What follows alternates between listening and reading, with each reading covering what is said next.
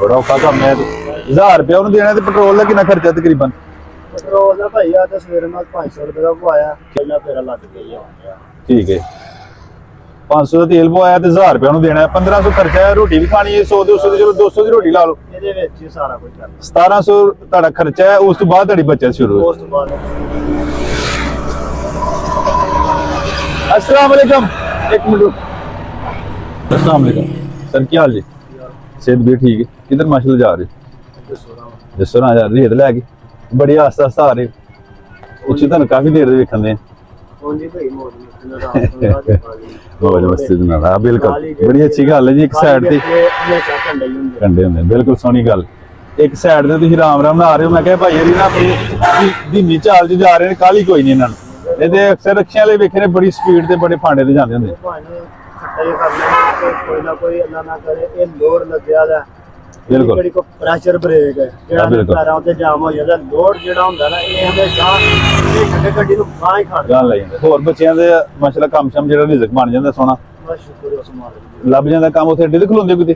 ਨਹੀਂ ਭਾਈ ਹਾਂਜੀ ਜਿੱਥੇ ਦਾ ਤੇਰਾ ਲੱਭ ਜਾਂਦਾ, ਜਿੱਥੇ ਦਾ ਕੋ ਲੱਭ ਗਿਆ ਤੇ ਲੱਭ ਲੁੱਭ ਜਾਂਦਾ ਕੰਮ ਸ਼ਮ ਜਾਂ ਘੱਟ ਵਾਦੀ। ਬਸ ਸ਼ੁਕਰ ਹੈ ਦਾਦਾ ਭਾਈ ਕੋਈ ਨਾ ਕੋਈ ਤੇਰਾ ਲੱਭ ਤੇ ਆਪਣਾ ਮਾਸ਼ਾਅੱਲਾ ਰਕਸ਼ਾ ਇਹ ਦਿਹਾੜੀ ਅੱਛਾ ਦਿਹਾੜੀ ਤੇ ਕਿੰਨੇ ਦਾ ਦੇਣਾ ਦਿਹਾੜੀ? 3000 1000 ਦੇਣਾ ਹੈ, ਭਾਵੇਂ ਕੰਮ ਲੱਭਿਆ ਭਾਵੇਂ ਨਹੀਂ ਲੱਭਾ। ਲੱਭੇ ਜਾਂ ਨਾ ਲੱਭੇ ਉਹਨੂੰ 1000 ਬੜਾ ਔਖਾ ਕੰਮ ਹੈ।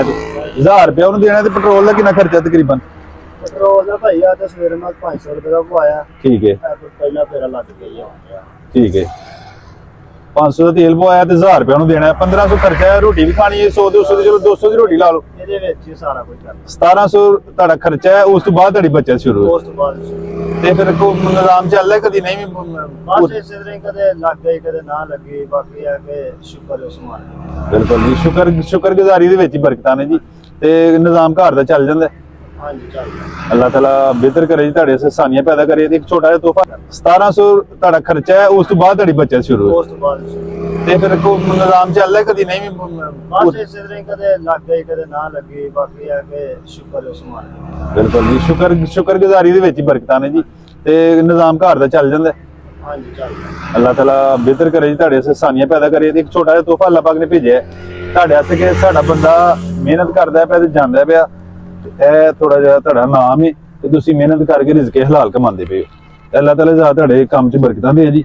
ਤੇ ਜਿਸ ਤਰ੍ਹਾਂ ਮਿਹਨਤ ਕਰਦੇ ਪਏ ਹੋ, ਇੱਕ ਦਿਨ ਅੱਲਾਹ ਜਾ ਤੁਹਾਡਾ ਆਪਣਾ ਰਕਸ਼ਾ ਜਿਹੜਾ ਨਾ ਆਪਣਾ ਇਨਸ਼ਾਅੱਲਾ ਬਣਾਏਗੀ। ਤੁਸੀਂ ਮਿਹਨਤ ਕਰਦੇ ਰਹਿਣਾ, ਤੁਸੀਂ ਮਾਲਕ ਕੋਲ ਦੁਆ ਕਰਨੀ ਹੈ ਤੇ ਅੱਲਾਹ ਜਾ ਬਿਹਤਰ ਕਰੇਗੀ। ਠੀਕ ਹੈ ਜੀ। ਅੱਲਾਹ।